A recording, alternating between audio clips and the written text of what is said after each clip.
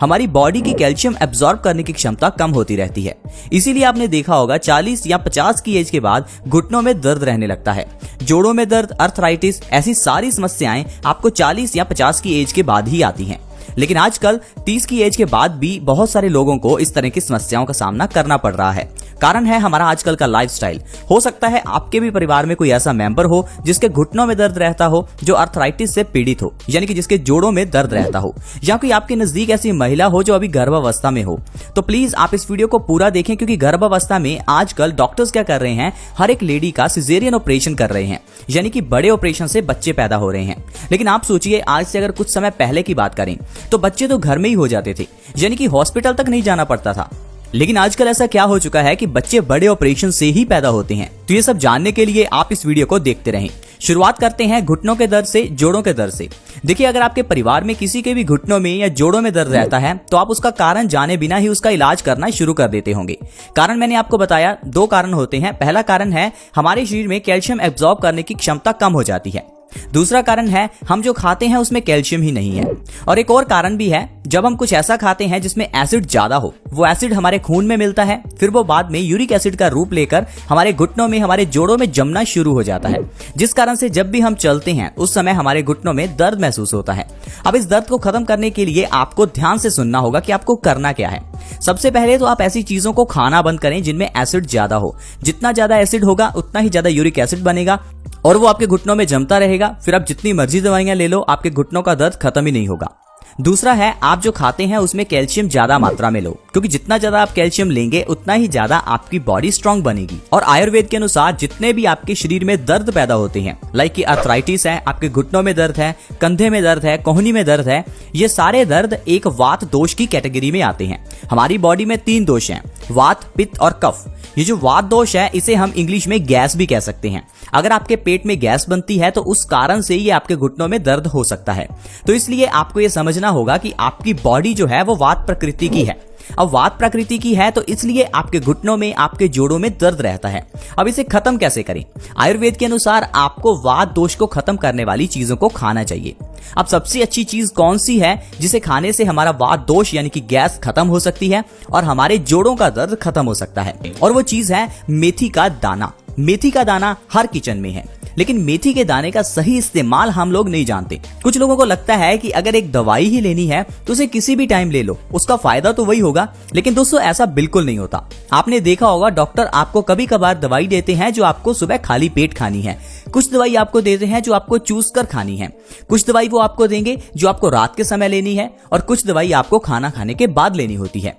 इसी तरह से ही औषधियों को भी लेने का सही ढंग होता है, जैसे कि मेथी का दाना। वैसे तो मेथी का दाना हम सब्जी में डालते हैं या फिर अचार बनाने के लिए इस्तेमाल करते हैं। मेथी के दाने का पाउडर भी बना सकते हैं।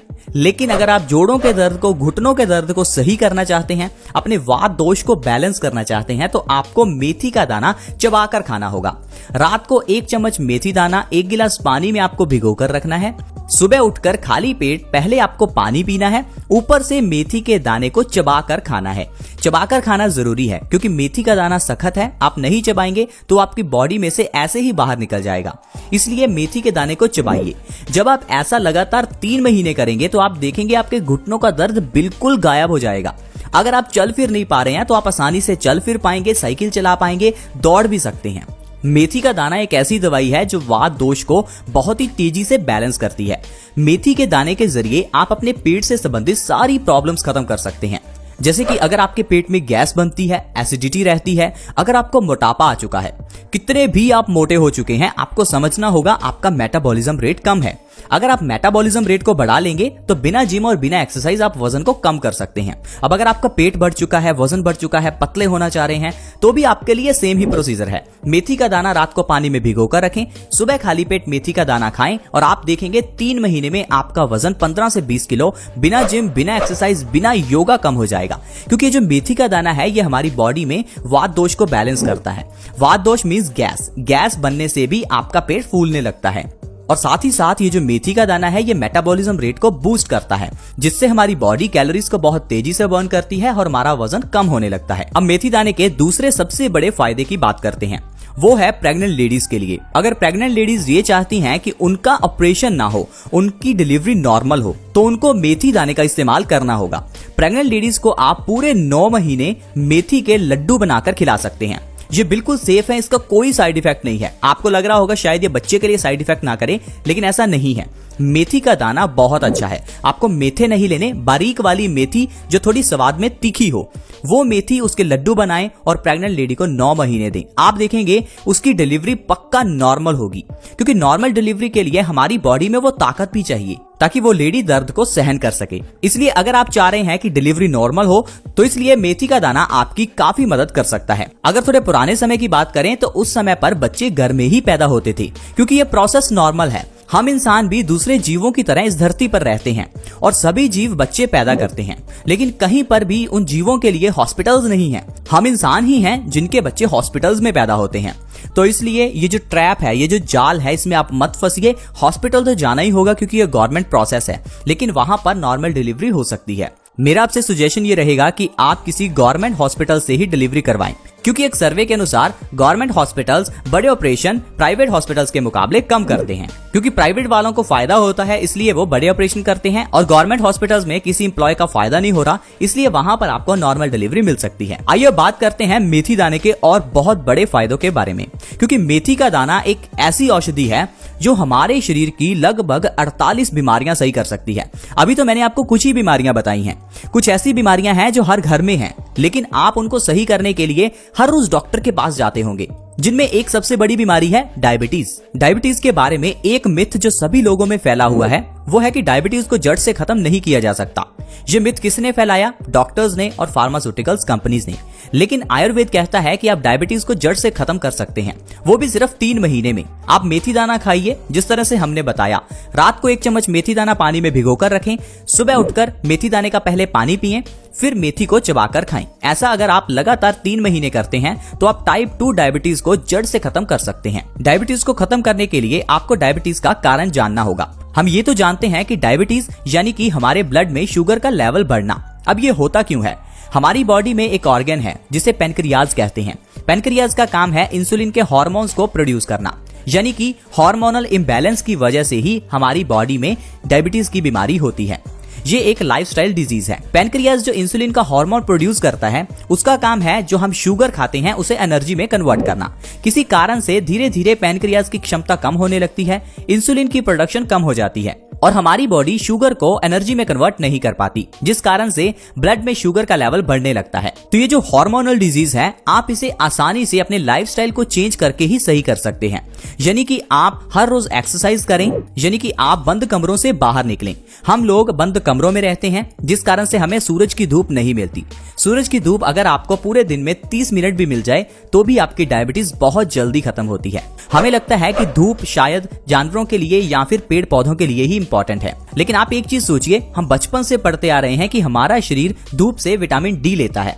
दरअसल ये धूप से विटामिन डी नहीं लेता, ये धूप को विटामिन डी में कन्वर्ट करता है। तो कुदरत ने हमारी बॉडी को यह पावर दी है कि हम सूर्य से आने वाली धूप को विटामिन डी में कन्वर्ट कर सकें। तो इसका मतलब है कि धूप में रहना हमारे लिए जरूरी है, और यही सबसे बड़ा कारण है डायबिटीज का। अगर आप डायबिटीज के मरीज हैं तो आप हर रोज 30 मिनट धूप में निकलें। कड़कती धूप में निकलने की जरूरत नहीं है।